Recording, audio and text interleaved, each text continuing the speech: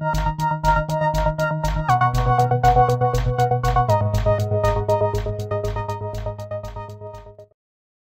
right, so the course is nuts and bolts, and obviously we had problems with our nuts and bolts getting the video going. But anyway, welcome. I'm Joe Hadzima. I'm going to be your course guide for this. Let me start off by asking you, how many have never taken an entrepreneurship course before? Okay, interesting. So, and the rest were people who have taken courses? Okay, for those, this is the first time, we're really trying to make this a pretty real-time view of what entrepreneurs do.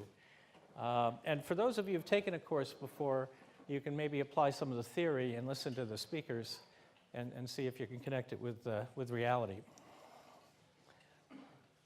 Here we go. The thing about this course is it's really not about theory. It's about doing. Our speakers are not academics who are researching and coming up with theories. Not to say that isn't a good thing. It's really good to have structures to think about. But it's really about the people that are in the trenches and are really doing it. And in fact, they're doing it right now. Bob, who will come later this evening, is in the midst of a product launch for a company, for example. And we used to call this nuts and bolts of business plans. But we changed it to nuts and bolts of new ventures because there's so many things that people are doing are taking models from the business world and using them in everything from nonprofits, social developmental, and even governmental. One year we had the US Mint in the classroom trying to launch a new venture. I've never heard what happened to it, but at least they were trying. So it's really about executing new ventures. And for people at Sloan, remember it's the Sloan School of Management, not the Sloan School of Business, right? So that's the thing. Now, my goal is to make sure you come out of this, or hope you come out of this, having caught the entrepreneurial thinking virus. And if you talk to our presenters, you'll realize that it is a very infectious condition. It's not known to be fatal, but it is transformational. So we want you to come out of this thinking more like an entrepreneur. And what does that mean? And you'll hear about it as we go through each of the pieces. The other thing is that entrepreneurship really is a contact sport. You don't sit in the lounge chair and watch the plays. So what do you get from this course? You're going to invest 6 evenings, and we're going to try in those 6 evenings to have you come out being able to answer these kind of questions. How do you evaluate a venture idea from an impact and an economic viewpoint? How to figure out who's my customer, or maybe even what is a customer? Where and how do I get the financial resources to launch and grow the venture? How do I scale a venture and make it sustainable? 2 things that are really important. If you can't scale it, and if you can't make it sustainable, you have a problem. How do I build and retain a top-notch team, both employees and advisors? So one definition of an entrepreneur is somebody who tries to do something that hasn't been done before using resources that he or she has no control over and bring them together to make something happen. And a top-notch team is part of that. How do I negotiate deals and resolve team conflicts? And what are the legal pitfalls I need to know about as I'm trying to go through all of this?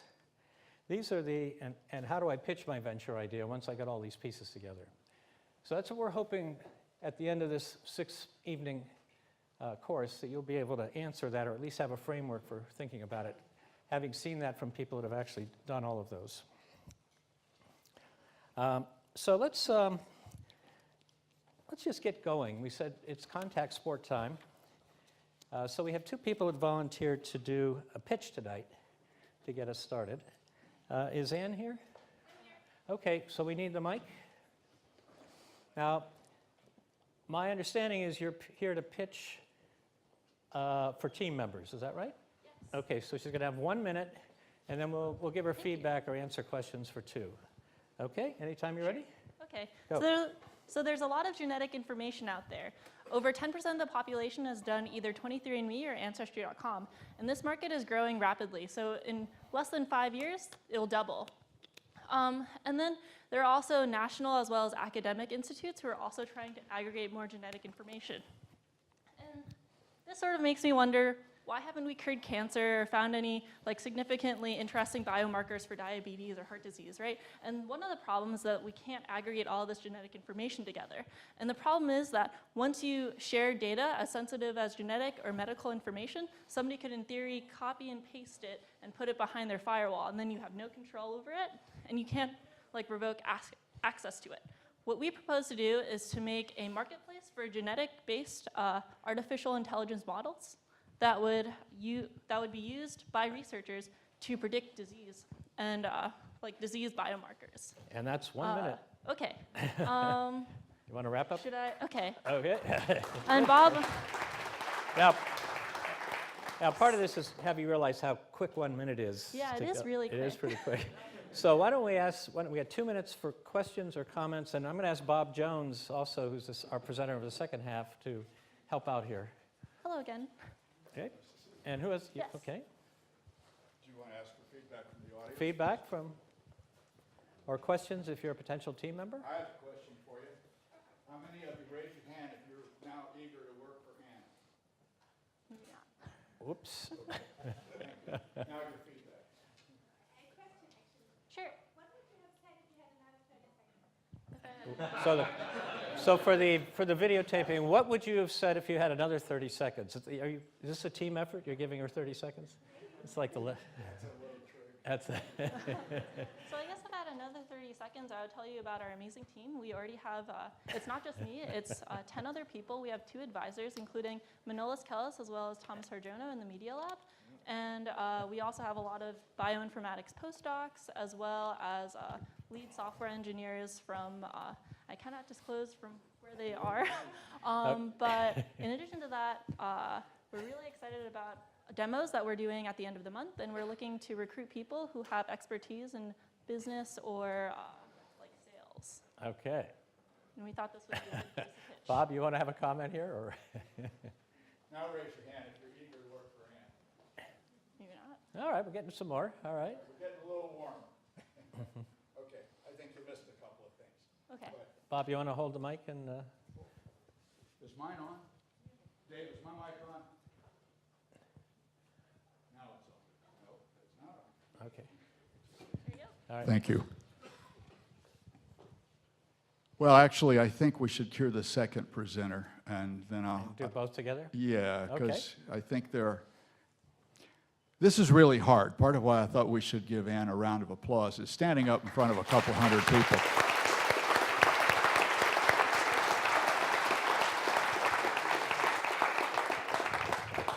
And I know Anne well enough to know that if she had 20 minutes, she'd just kill this. She would crush it. But it's very hard to boil it down and do it in 1. Or even if you cheat and get 1.5. So let's offer a little feedback to both after we've Okay. heard the second one. All right, So can excellent. Anne just stay up here? Sure, if you'd like. Okay. Jerry's here, okay. You're welcome. All right, let me know when you're ready. Yep. 3, 2, 1, go. Good evening, everyone. My name is Jerry. I'm a first-year MBA student at Harvard Business School. More importantly, I'm a foodie. What I want to do is to create a two-sided platform to help the diner decide what to eat and to help the restaurant to increase their revenue by digitalizing their menu and ordering and payment system in a restaurant. So that's what target the table service type of restaurant. And I'm here to pitch my idea and recruit people who have technical background. If you are enjoying food, welcome to talk with me. I'm also happy to talk with the diners if you want to have a customer interview. Gosh, that was less than a minute. All right, excellent. He's- Good practice. So we're going to have allow people to pitch every night. Part of the things about this course is a lot of companies have come out of it, and we're going to try to get people to work in teams. So pitching your idea for teams is important. Let's get some comments from the audience. Or Bob? Well, let's take a couple from the audience. Go ahead, in the back, sir. Yes. So what's the difference between your idea and Thank you. I should talk about moment. So right now, the order solution is connecting the diners with the restaurant, right? So there is one most important piece is missing, is the dish itself. So what I'm trying to do is put all the data, the menu, digitalize them, put all the dish information on the platform. So we will create a triangle between diner, restaurant, and dish. So think about that. If you enter the restaurant, and you can look at the scan a QR code on the table, and then you will see all the items pop up, and you will be able to filter all the items by the monthly dishes, by the monthly sales, and you will be able to see what is the most popular item in this restaurant. So for now, the current solution, Yelp, Google Views, does not have this connection between the the dish level reviews. Thank you. Okay. Other questions, comments? There's one over here, Is there somebody here? right there. What is your traction so far? Say that again? What is your traction so far?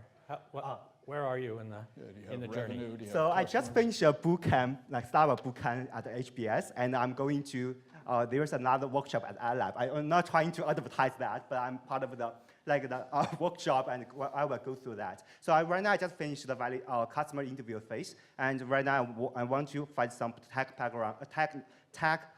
partners to work on the prototype and validate the idea. Yeah. Okay. Good. Bob, you want one more, and then? Well, my question is, who is your customer? Our customers would be not only researchers, but also individuals with genetic information. So people who have genetic information are anybody who's done 23andMe, Ancestry.com, or also large biobanks. So for example, one use case that we imagine is that countries like Estonia, Saudi Arabia, as well as Iceland have these large biobanks, but alone they can't do a lot of powerful bioinformatics analysis on it, right? Because, for example, in Iceland, everyone is fairly homogeneous, so you need to combine that information with other biobanks. The problem is that once you collaborate with another biobank, as soon as you collaborate, whatever things that you get out of that, whatever you glean from that in terms of marketing or sales, you don't really know how to remunerate for that. Because it's not as simple as I have 10,000 samples and you have 20,000 samples, 2 to 1, because if I have an extremely diverse or interesting sample, then that should be reflected in the remuneration process. So that's one example of our B2B model. So B2C model would be for people who have done 23andMe or Ancestry.com, because now you know that you're Swedish or Kenyan or something, but you don't know, but now you don't know what to do with that information. So if you contribute it to different disease models, then you have this opportunity to be remunerated. Like I said, give her 20 minutes, she'll crush it. You have a lot to cover. Yeah, okay. So let me just offer a couple of things. Okay, very good. Unlike everybody else in this room, I have a very small mind. And if I'm talking to somebody about a potential job position, there are a couple things I want to know. I want to know who pays you, which is a variation of the question you asked. I think you surrounded it, but I didn't hear you say anything about revenue.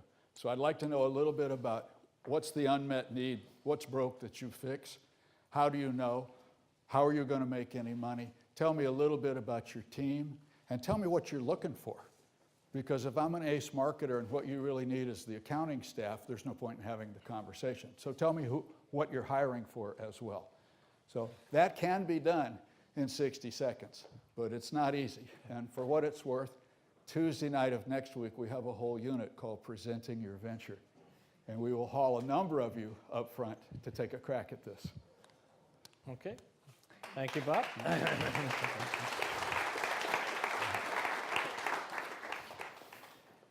So keep that in mind, and then we'll have you come back at the end of the course, and we'll see how it goes. Okay, I'm going to tell you a little bit of, this is the 29th year of the course. This is just an amazing thing. The way this was started is a lesson in entrepreneurship. So I was doing some classes at MIT, and some students came up and said, could you do a course on how to start a company? Because you're very practical. And this was, believe it or not, before the internet. I mean, we're talking dinosaurs back here. And I said, oh, I'll think about it or whatever. And they went and they put a course in the IAP printed calendar and called me up and said, we dare you not to show up. Literally, that's what happened. We dare you not to show up. my first reaction was, what? And the second one, I said, well, wait a second. These are people that had enough interest in this that they went and did all of this. This is somebody who wanted something. And as Bob's going to talk a little bit later this evening, somebody who wants something is a good customer. So I had a good customer, but I didn't have much time. And I said, gee, you know, it was going to be 4 nights, and you know, we had about 2 weeks, and I said, I'm just going to find people who have done, what are the 5 or 6 or 10 things that I wish people knew about if they started a company, and I'm going to call up people that I know and invite them to come. And we'll make it real easy. We'll say, just come and say the 5 things I wish I'd known about whatever the topic is before I did it, and then we'll have questions and answers. And I didn't know half the speakers that showed up because I asked people, you know, do you know somebody who really knows this topic? You've heard them present before, and we just ran with it. And it was fantastic, although I was a nervous wreck. And what it realized is if you have a clear vision of what you want to do, and you get good people, and you communicate clearly what's expected, and you get out of the way, great things happen. And it's really a lesson in entrepreneurship. And it's worth telling, because I'm not sure the course ever would have gotten here if I'd tried to sit down and orchestrate it. So keep that in mind. In the 29 years, we've had bubbles. We've had times when valuations were going crazy. One of the early ones was Hotmail, which in 18 months went from 0 to $500 million acquisition. Instagram was about the same arc. We've had downs. We've had internet crash. We had the financial crash. And you know, in the up times and everything's bubbly, we couldn't get medical device companies funded because they took too long. You know, why would I spend my time getting FDA approval if I could flip a company in 18 months? In the crash things, we've actually had really good companies set up because it's in downtimes where people get really focused and really good companies get founded at that. So during all of those, when we think about what was the common thread between those, it was the thing we're going to hammer over and over again. There's only 2 things you really need to understand is you need to create value, and you got to figure out how to capture some of that value so you can do it again. And we'll talk about that a little bit more tonight. But those 2 things, no matter whether it's up or down, have been the real cornerstone of the course. And when we create value, there's a lot of detail underneath that we'll talk a little bit more tonight with Bob.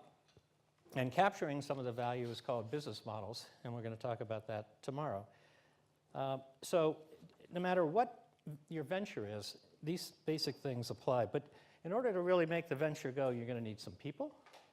And if you have no resources to attract people, you're going to have to learn how to pitch them and do other things to make it attract. You need resources, maybe dollars or relationships. You need some skills, some of which you'll learn here. And then there's the one that's always good if you can get it, which is some luck. And that's basically been the story of the course. We've had about 6,000 students over the years take it. There have been a lot of teams formed out of this class by putting people together. And Ed Roberts, who wrote the definitive first book on entrepreneurship, pointed out that teams are the things that cause companies to succeed. So we're going to work at trying to make that happen. So let me tell you about tonight's plan. We're going to tell you a little bit about who you are, and then we're going to tell you a little bit about us, and then we're going to introduce a case study that we're going to sort of track in the background. We'll tell you about that, and then we're going to give the venture planning basics. We're going to do a break to do some team building, and then finally Bob's going to come and talk about customers. So, who's in the class? There are over 230 signed up, but it looks like we have more than 230 here. That's great. They come from, I'm going to just read them off, Australia National University, we have somebody, Boston University, Tufts, several people from the Commonwealth of Massachusetts.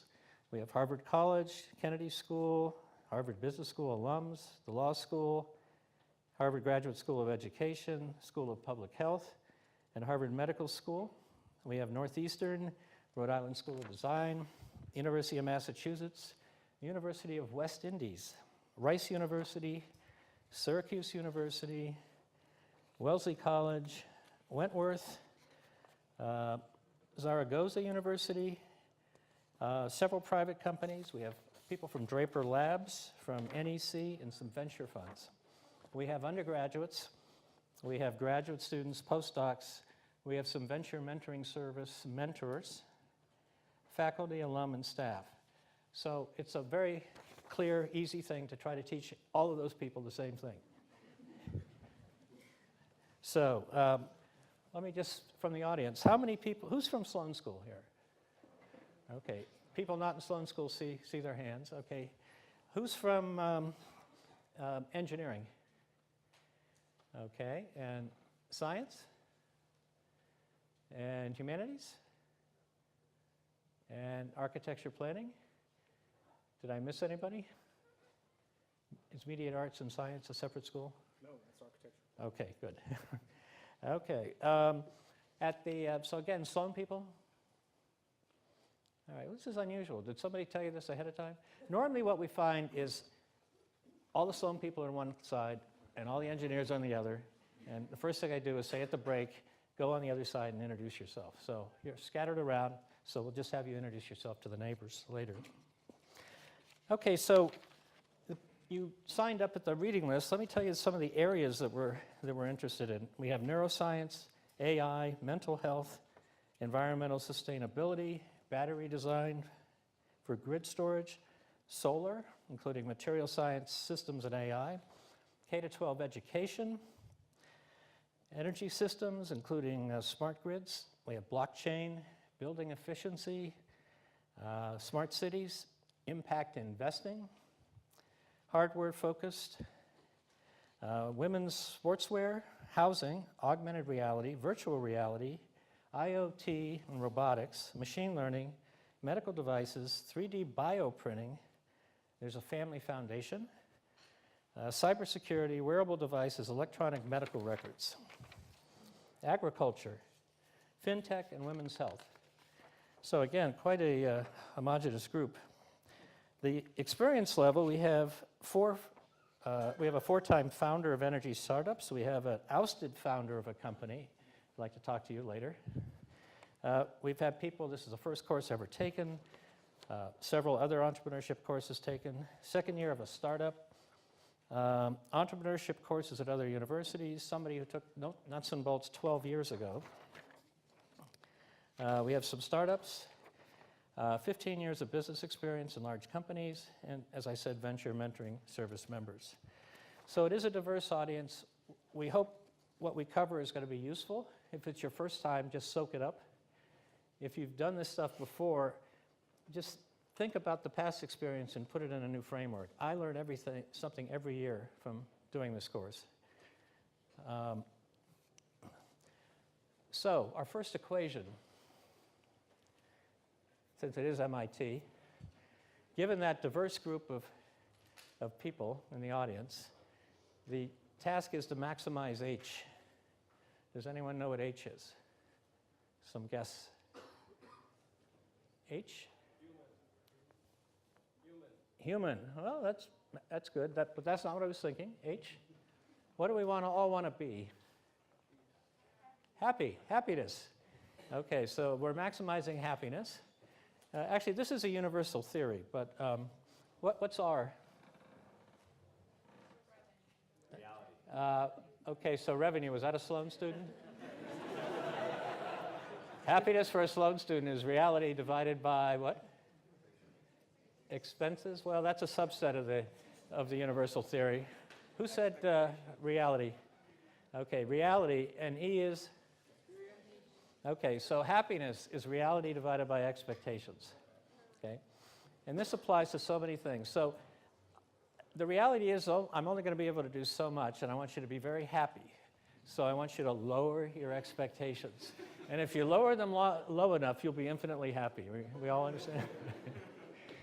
No, seriously, H equals R divided by E is important in so many things. For your investors, if the reality is much bigger than their expectations, they're happy. If it's less than expectations, they're not. Customers, employees, everything. So modulating between, you can control reality to a degree, but you can control expectations more. And just keep that in mind. So I want you to say happy. So if we're not doing something you like, lower your expectations. All right. So who are we? Let me introduce our team. This is this guy. I've done a bunch of companies. I've been around MIT for a while, and that's enough about me. We have Joost Monson, who, you want to say something? You don't want to say it about me? Oh. Well, Joost, I first met Joost in the then 10K competition, and one of his, the first reactions I had to him, I think he submitted a quarter of the entrants in the first competition, or am I overstating it? Don't exaggerate, it was only 12%. Only 12%. He went on to become the lead organizer of the 100K. He was a prime author of the MIT Founders Study, which was the first study that tried to look at the impact of MIT in the world from an economic viewpoint in entrepreneurship. He's been involved in the Enterprise Forum, both in the Cambridge chapter and global. He's had a couple of ventures on his own. How Tunes is a very interesting one. I commend his blog to you, Maximizing Progress. More and more, in all of this stuff, Joost is the one guy around MIT that I've found that actually cements things together. I mean, if you want to find out something, it's likely Joost knows about it or can find out about it. So that's all I'm going to say. Would you like me to say anything more? I'll be back tomorrow. He'll be back tomorrow. He'll tell you a little bit about himself. And we have our TAs. Jake is here. Jake, both of our TAs are Sloan MBAs, and they're the co-managing directors of the 100K, which has been a tradition. We'll ask you to say something about that in a moment. Jake says he's a reformed commodities trader. I'm not sure if you ever get reformed, right? Okay. Most recently with Fortune 100, and he's coming back here to do some great things. And Sloan, right here, also co-managing director, has been involved in Planned Parenthood, community health, was most recently in Thailand, I think last week, doing similar type things. And she's working on a couple of startups herself. Would the two of you like to talk a little bit about the 100K just now? Yeah, if you don't mind. Yeah, you want to grab a mic and? Sure. Okay. You need to listen to them both for the 100K and anything involving the course. They're the gatekeepers. Go for it.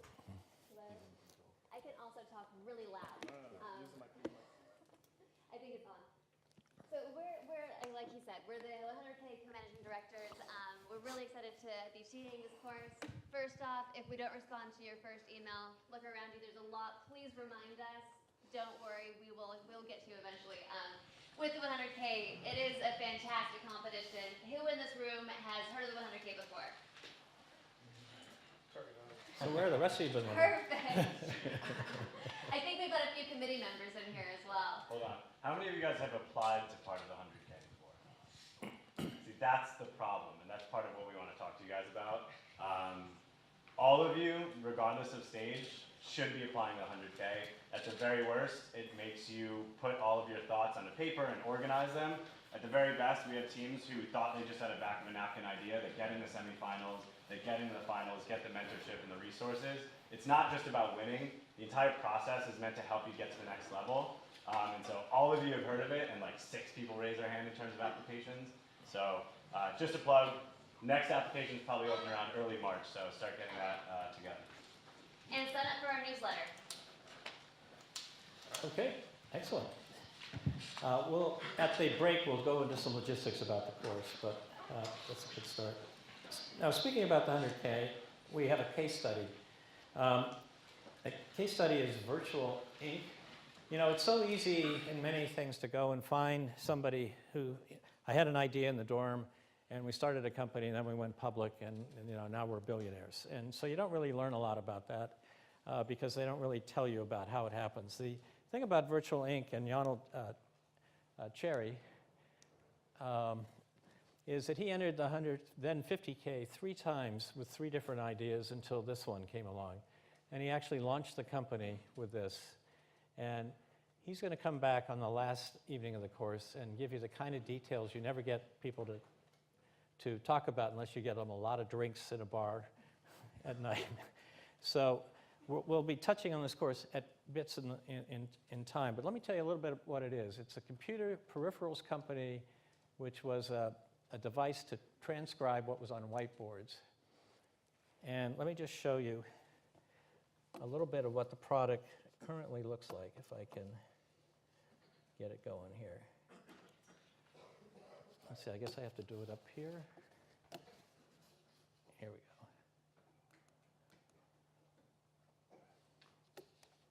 Okay, wait a second.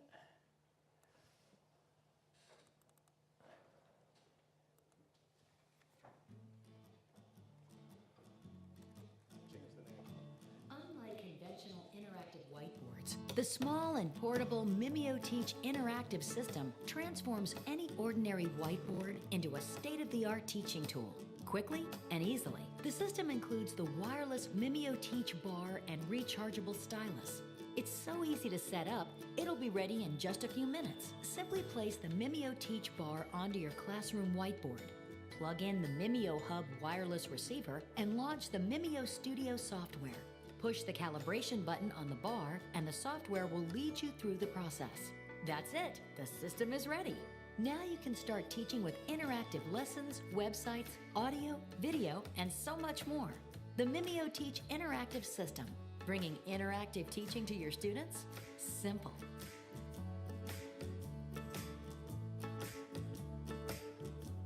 That's what the product ended up being.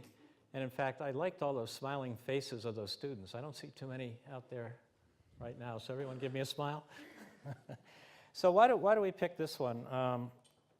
It's really because, let me get this off the back.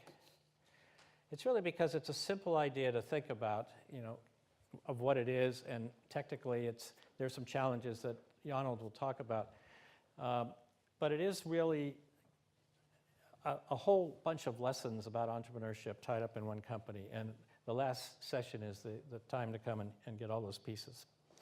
This is Ronald. He's, there's a picture of him. So we'll have him back on the last night. So what I'm going to do now is run through venture planning basics, which will just give an overview of the kind of things the other speakers are going to talk about throughout the course. Just a little bit of an oversight. And we'll talk about it in terms of a venture or business plan, even though the plan can be anything from a slide deck to a pitch. Now, this is Dwight Eisenhower, the person who led D-Day, and it was a pretty big operation.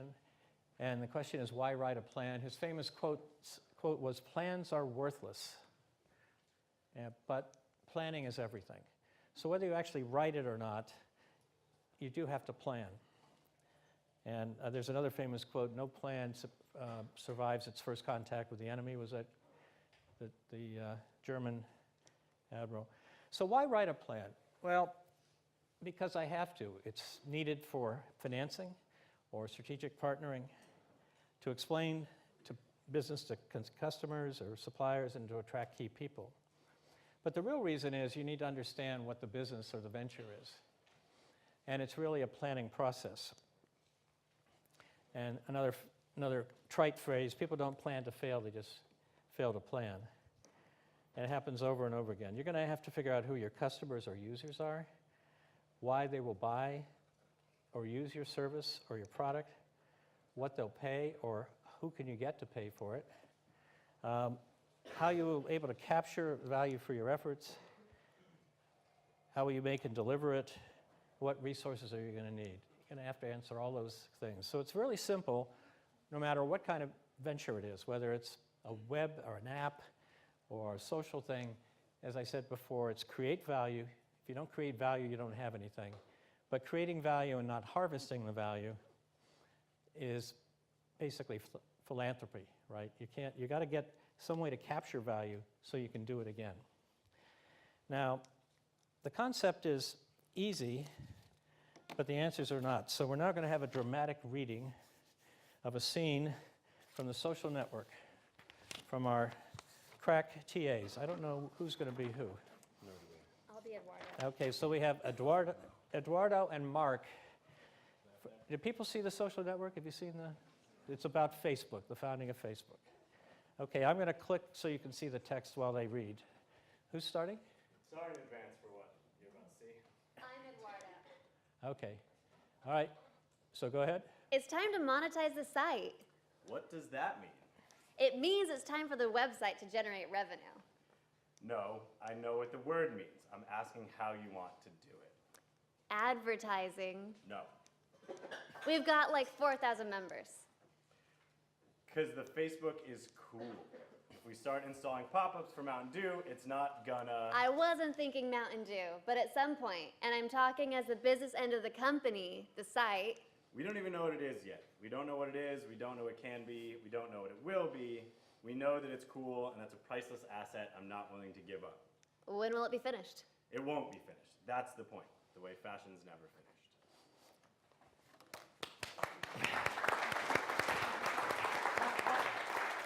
And it's fitting that this great dialogue occurred on the day that the Oscars were announced, or the nominees. So you're for next year's. Like, all right. So what do I? This was great debate whether we were going to pull it off. You did a great job. Pull it off is a very normative statement. Okay. All right. Well, why do I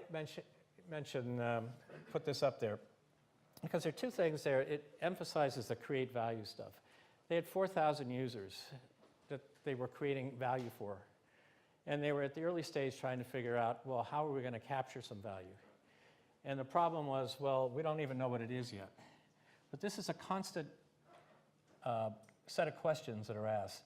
So I rolled ahead after I saw the movie, and after they went public, I went and I looked at the 10K, which is the public annual report that's filed with the Securities and Exchange Commission for Facebook.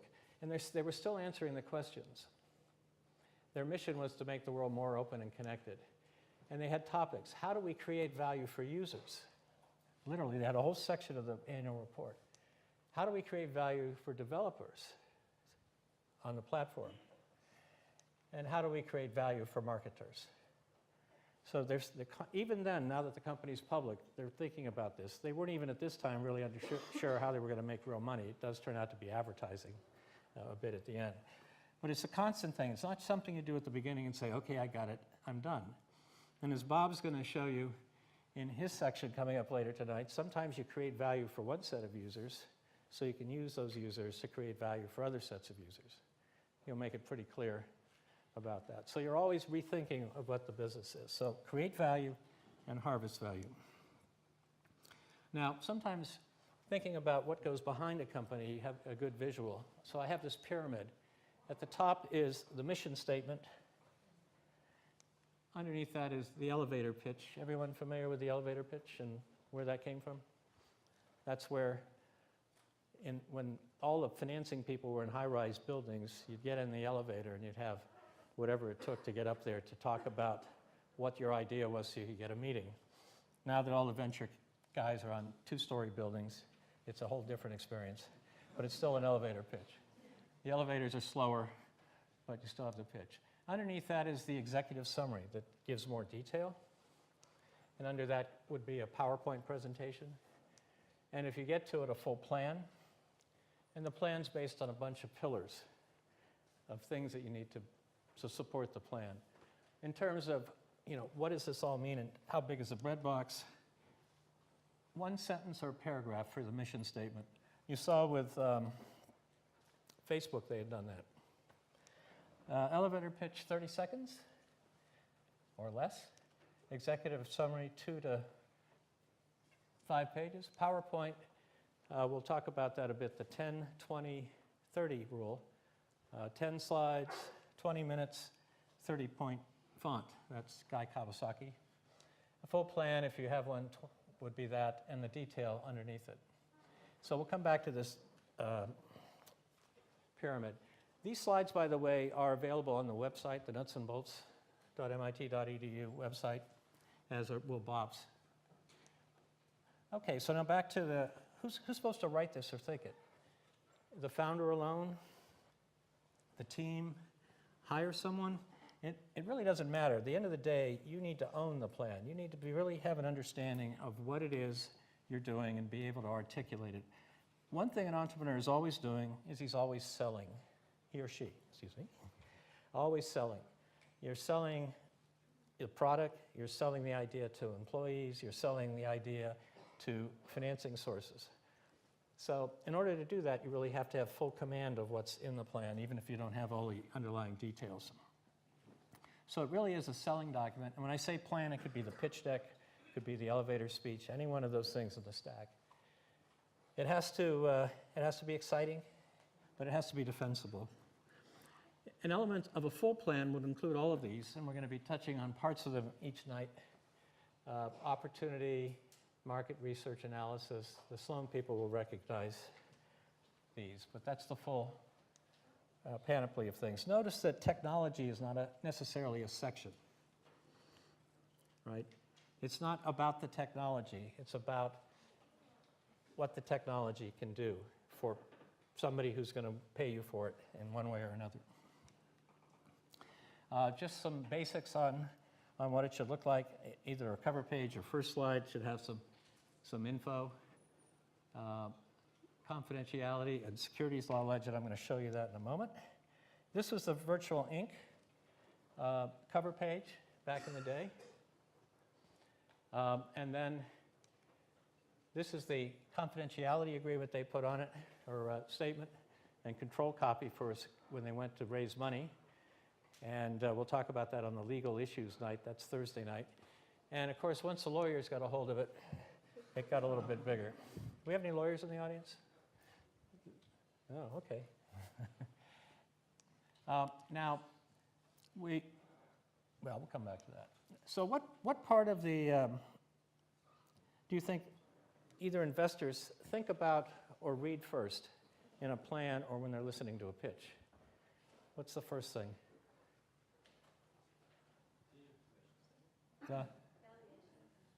The valuation? No. The what? Market size. Market size. Well, it's the market size. Anyone else? What problem are you solving? The what? The problem that you're solving. The problem you're solving, right? The team. Actually, that would be the thing I would think second is really the team. You know, because if you don't think the idea is good, you're not going to look at the team. Now, a lot of inventor, I think it's fair to say most people would say I'd rather invest in A team with a B idea than a B team with an A idea, because things change. And so it does become important that you put together a good team around that. I think they look at you have to understand what the opportunity is. So let me give you an example. Amy Smith, do people know who Amy Smith is? Amy's won a MacArthur Prize, was at the Edgerton Center, and she was in the 50K competition, and I almost remember her pitch exactly. She said, 1.9 billion people don't have access to clean water. I had no idea. The 1.9 billion people who don't have access to clean water don't have access to electricity, most of them. The only way to determine whether water is contaminated by bacterial things is to incubate it. And put a sample in and heat it up. The only incubators on the market are powered by electricity. I've figured out a way to incubate samples for parts of the world that have no electricity. Would you like to hear more? And it was a really interesting set of things. It was a big problem. I mean, it got your attention. I don't know, were you there for that one? Yeah. So that really is this part, the 3 whys. Why this? Why is this idea something I should pay attention to? You know, is it going to cure cancer? Is it something big? Why should I even pay any attention? And you ought to ask that to yourself as you're looking at opportunities, you know, to either to join a team or to take a product. Why is this? Why is this an important thing to do? Secondly, why now? You know, why is this a good time right now to do it? We had a entry in the competition years ago that said, we have this idea for a new air traffic control system in the United States. And technologically, it was going to be able to do this, that, and the everything, and it was just fantastic. But the judges said, you know, this is really not a business, right? You have to change the whole air traffic control system to do this. This is like a non-starter. And so they announced the semi-final round, and the team came up and said, well, why didn't you like our plan? And, you know, well, excuse me, which plan was yours? Oh, we were the air traffic control plan. Oh, well, you know, it's not going to work. You know, you got to change the whole system.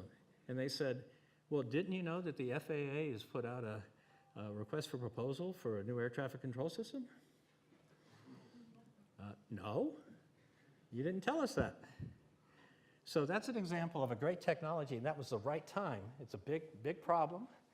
And right now, because there's a time when it can be done. So why this, why now? And the third thing, why this team?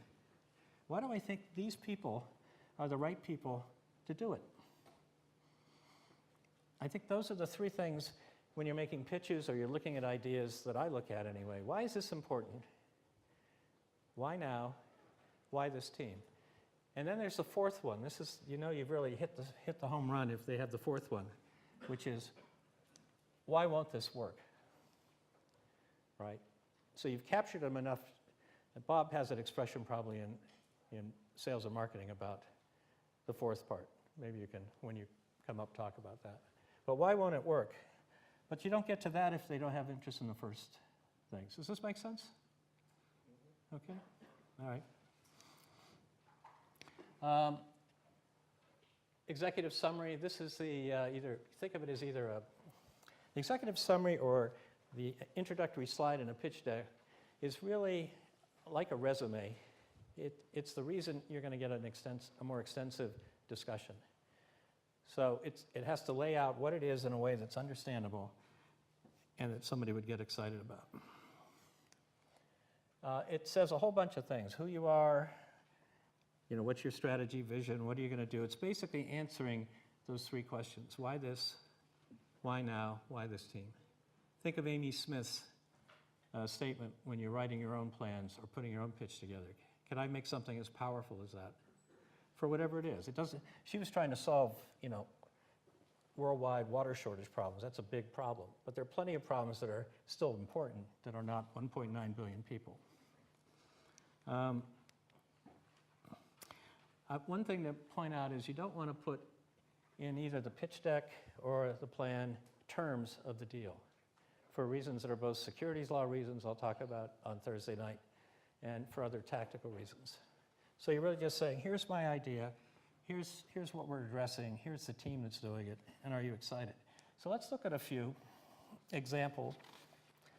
These are a little old, but they illustrate the point. These are two executive summaries. One for a company called Electronic Components. So let's start with that one. I'm going to read from here. Can you see the text? I'll read it to you. Okay, so this is literally, you pick this up and you're trying to answer the questions, why this, why now, why this team, right? Electronic Components, Inc. is a startup company that will make a variety of electronic components, beginning with a new type of aluminum-based capacitor. Okay. The unique product, coupled with an excessive demand for capacitor devices, will provide us an ample share of the capacitor market and numerous opportunities for expansion into related electronic components. Are you understanding what they're doing? Okay. The founders are dedicated and determined to make the venture a successful and profitable entity. Oh gosh, that's good to know. Now that changes everything. Technical expertise is provided by James F. Lynch, who has been involved in designing capacitors for 11 years. He's got a Bachelor of Science from MIT. Well, that's one reason why this might be important. The inability to communicate what it is a problem, but the fact that he's got these kind of credentials, someone's going to pay attention. So, but we don't really know anything more about it. We don't know what are capacitors used for, how big is the market, what is this excessive demand, etc. It sort of reads like a grant proposal. So let's look at a different one. This is People's Express. This was sort of the Southwest Airlines of its day. The eastern seaboard of the United States is ripe for the entry of a new, super efficient, low-cost air carrier to provide quick, reliable intercity air transportation. In one sentence, do you know what they're doing? Pretty much, right? Such an entity would bring to the Northeast the same benefits that have accrued to other areas of the United States. Oh, so there's a model for this. Okay. The benefits are frequent jet commuter service between major cities, prices competitive with private automobiles, fulfillment of the congressional goals in enacting the Airline Deregulation Act of 1978. Ooh, there's something here that's going to make this the right time to do this. The new company would be able to achieve these goals for the following reason: aggressive, innovative management that's been tested in the field, equipment and facilities designed specifically for the low-cost production of air transportation, manpower selected, trained, and motivated to be efficient and profit-oriented. I put in the quote, non-union. In fact, that's not stated in, oh, I wrote it here, not there. New systems will be applied to the entire transportation. So the point is, these are two executive summaries. And if you wanted to have a further conversation, which one would you have a clearer idea of what that conversation would look like? I say it's the People's Express, unless you happen to be a real expert in capacitors. So the important point is you sort of get one chance to make a first impression, and so getting this right takes a long time. And those are some examples. One that's pretty good, and the other one which is probably going to survive only because of the MIT backing of the people behind it. Let's look at the virtual ink summary. By the way, for those taking the course for credit, when we say you put in an executive summary or a pitch deck, every year someone produces one that looks exactly like this. This is an example of one. You don't have to follow it. It's not necessarily the best one. It's an example, though. And you'll see it in the materials where he talks about the product, what's the market size, what's the startup cost, all in one page.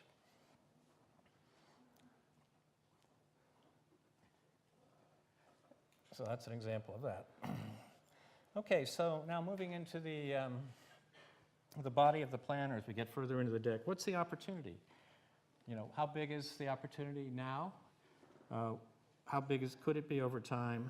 And why is this the right time to do this? 3D printing, I was at an investor conference 2 years ago, and someone came up and said, oh, you're at MIT, yeah, so what's this thing about this new thing about 3D printing?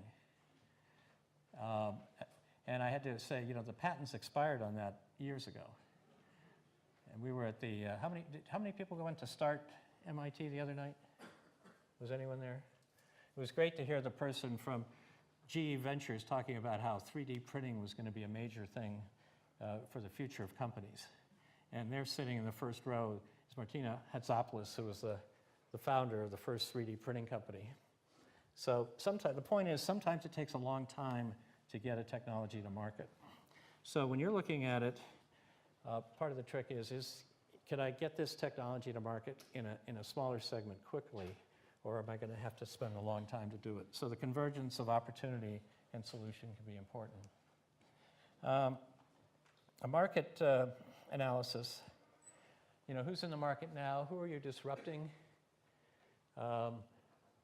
And when I hear from VC, who loses if you win, and what will be their response? It's a serious question you need to think about. This existing market thing, today I spent 3 hours today and 4 hours yesterday with one of the head people for deal structuring at a major consumer products company. And we're negotiating a license agreement with them for a technology that could radically undermine a core part of their market. And it's sort of an interesting discussion because not only will it change, it could change everything they do, it changes the economics of it. And having this discussion with them about, if we do this, what's it going to do to your business? It took a long time for them to understand it, even though the CEO of that company had apparently tried the product on and said, I like it, let's go do a deal. So making sure you understand who's in the market, what drives them, and one of the things in this particular case is that this company sells through retail. Wholesalers to retail to big stores, the big box stores. One of their customers has a $10 billion relationship. They sell $10 billion of stuff through this one retailer. And we're talking about a strategy that would go direct to consumer. And the idea that they would license this thing and somehow undermine their own relationship with that retailer was an interesting discussion around who loses if you win and what's their response. So this stuff is real. So the other thing is, what's the marketing plan, or what's sometimes called go-to-market? You know, how are you going to get there? That's the discussion I was just having about direct-to-consumer. You know, you got to understand VCs or financing people have these expressions.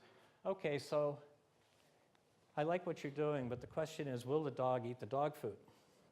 I hear you make good dog food, but will the dogs actually eat it? In other words, does somebody actually want what you're doing? And Bob's going to talk a little bit about that later. You'll use different terminologies. And then the body of the plan. In general, again, you can look at this either from an investor viewpoint or as an entrepreneur saying, you know, if I'm going to take this opportunity to go to market, what's it going to take? And you want to try to avoid things that I call the nuclear fusion problem. We've been working on nuclear fusion for like 70 years. And until it works entirely, it doesn't really work at all. You don't want that kind of a business as an entrepreneur. That's just, things are out of your control.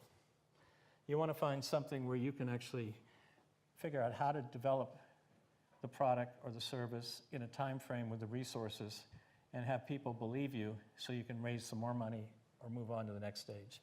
You don't want to get sort of caught in the middle of things.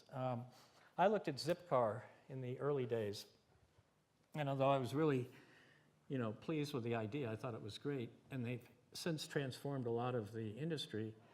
It was clear to me in looking at it that there was just too many moving parts to make it a worthwhile investment. And so we actually passed on that one. And even though they ended up going public, I don't think many of the investors actually made much money in it. If you want to invest in something like that because you want to change the way transportation, that's one thing. But these investors were not those kind of investors. There were just too many moving parts. I gave them a lot of credit for having done it, but it was a difficult one. What's the action plan? You know, what are you actually going to do? Identification of credibility testers. You know, engineers, you know, as engineers, we're sort of trained, you've got to solve an entire problem. You know, if you build a bridge and you haven't thought about all the structural things, you know, it's going to be a problem. But from a business viewpoint, if you're thinking about building a bridge, if you're going to build the Golden Gate Bridge, it might make more sense to identify the credibility testers, the things that make people think you wouldn't be able to do it. And identifying those aren't easy sometimes, but let's take the case of the Golden Gate Bridge. If I thought maybe that there was something wrong geologically with the area, then I might want to do my first thing is to take, you know, a sample, see what the bedrock or lack of bedrock is. Or maybe it was important that somebody have access routes tied up. I was sitting on the beach on the Outer Cape with some house guests, and the guy was remarking about, you know, how windy it was. And we got to talking. He said, we're going to harness that wind. It was one of the guys from Cape Wind, for those of you who were there. And we got to talking about offshore wind. And I started asking him, well, like, where are you thinking of putting it? And he says, I can't say because we don't have the landing rights for the cables lined up. And until we do, we were not going to raise any money. So identifying the credibility testers that if you show, sometimes called de-risking. If you de-risk an investment, then it's more easy to attract the resources. So somehow thinking out of normal sequence. The other thing you want to do is eliminate or reduce dependencies. The more things as an entrepreneur where you're relying on others and their time frame makes it difficult. You know, there's a balance because you need partners, you need people to work with, but you got to somehow maintain and control enough so you don't get stuck in between. And what you don't want to do is get stuck between saying what you were going to do and what you actually did, and run out of money. And then you can do that once, and then you hopefully raise a follow-on. But if you do it the second time, you have what's called a down round, and that's pretty ugly. Jano might talk about that a little bit. Appendices, that's those foundations. Any of these might be good things, but keep them in reserve until somebody is ready to go deeper. If you have a patent, make sure you have all this stuff available for what's called due diligence. But don't put it out there right away. And then how do you fine-tune or target the plan or pitch? I don't know. I think it's like object-oriented programming. Once I've written something and redone it once or twice, I can't even read it as sentences anymore. I look at it and say, oh, that's the customer block, or that's the market block. So you really, as you develop either your pitch deck or a full plan, you really need to fine-tune it with people to make sure you're communicating well. And it could be any one of these: customer, consultant. Certainly when you get to the area of seriously launching the company, an accountant or lawyer, it's useful to get their feedback. Some reasons, if you think of this as a financing document or pitch deck, this is from excerpts prepared by Lita Nelson, who used to be head of the Technology Licensing Office. She talks about a first reading is like a resume. The second reading is justifying the investment. And the third is committing to a plan. If you don't make the first cut, you don't get to the second. So here's some ideas of how people do make the first cut. It's an idea too good to ignore, something that's significant. A financial promise that looks too good to turn down. A team good enough to believe in. A plan that says, boy, these people have really thought about it.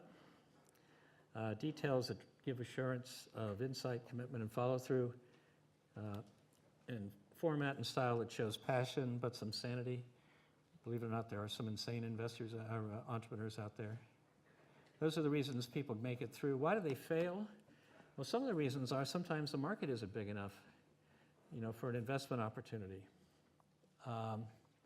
If you need $5 million to build a product for a market that maybe only has 50 million in market size, that's not a really interesting thing for a lot of investors. We're going to have a financing sources night panel where you're going to meet representatives of different financing sources.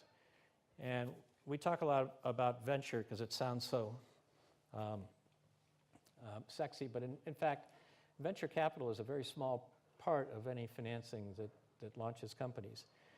But for the venture world, they want to see at least, going into it, the potential for 10 times their investment. So if you have a market that's, a product or a service that's going to cost $5 million to get there and the market's 50 million, that means you'd have to get the whole market. It's probably not a real investment opportunity for that group. So knowing what your financing sources want or need is important to get through the first cut. Sometimes it's non-credible technology. This isn't usually a problem for MIT people, except that it might not be really ready for market yet. If it takes, the reason 3D printing has taken off recently has to do with material science and some of the advances in sensors and things that allows more range of things to be done. So being too early, I've sort of lost more money being on the bleeding edge of technology, but I've made up for it. I've had a few successes on it, but I've been ahead of the curve a lot of the time. Some of your initial entrants were probably 10 years ahead in retrospect. You can talk about that as you will. And failure to understand the market, or I put asterisk, culture, environment, is a reason, especially if you're talking to people who know something about it. There was a team a few years ago that had a whole system for the nasal delivery of vaccines in the developing world instead of needles. And it sounded like a really good, do you remember that one? Yeah. It sounded like a really great idea, no needles. And the nasal delivery meant that the vaccine didn't have to be refrigerated. It could be in a powdered form and everything. And it turned out to be a disaster in the market, and in India, I think it was. And it was the failure to understand the culture. The mothers didn't think the child was actually getting the drug unless the child cried because of a needle. It doesn't make any logical sense, you know, about that's the only way to deliver it, but that's the only environment in which they'd seen it.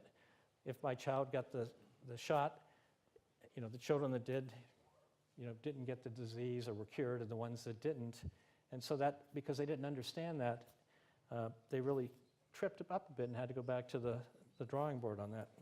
So if people understand the market and you don't, that's a reason you don't get the second cut. And you may never know anything about it. They may just say, pass, because you clearly haven't studied it enough to figure it out. Other reasons, sometimes the action plan is too optimistic.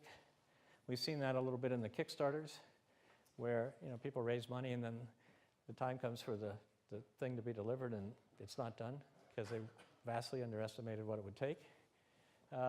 Runs off in all directions, not ambitious enough can be the other thing. You know, it's the classic thing where the struggle between the salespeople and the engineers. From the engineers, it's not ready to ship. It's never ready to ship. And the salespeople want to get it out the door before it's ready at all. And so that tension between the two sometimes leads you to being not ambitious enough. You know, we're going to delay our product launch because we don't have it quite right yet. Regulatory barriers insufficiently addressed. Plans that talk about a medical device and don't mention anything about FDA requirements. I mean, again, you won't know why somebody passed. I've seen those. And then there's some cosmetic reasons. These are totally addressable. This isn't rocket science. It's, you know, having someone read it who's not, who doesn't know anything about your space and be able to give you feedback, making sure you don't have spelling problems or things like that. Again, you get one chance to make a first impression. So we've covered a bunch of things here in this venture planning basics, the overview. We talked about why write a plan, what should be in a plan, and a couple of things about a plan as a financing document. And think of this triangle as you go through the course and where you would jump into that. So with that overview, I want to take a break here to do some team building, and we will come back in about 15 minutes, 10 minutes? Okay, in about 10 minutes, so it's I have it 7:19. It'll be 7:30. Introduce yourself to somebody next to you if you don't know them. If you know the person next to you, go sit with somebody else, and let's see if we can get some team formation going tonight. So we'll be back at 7:30. Yep.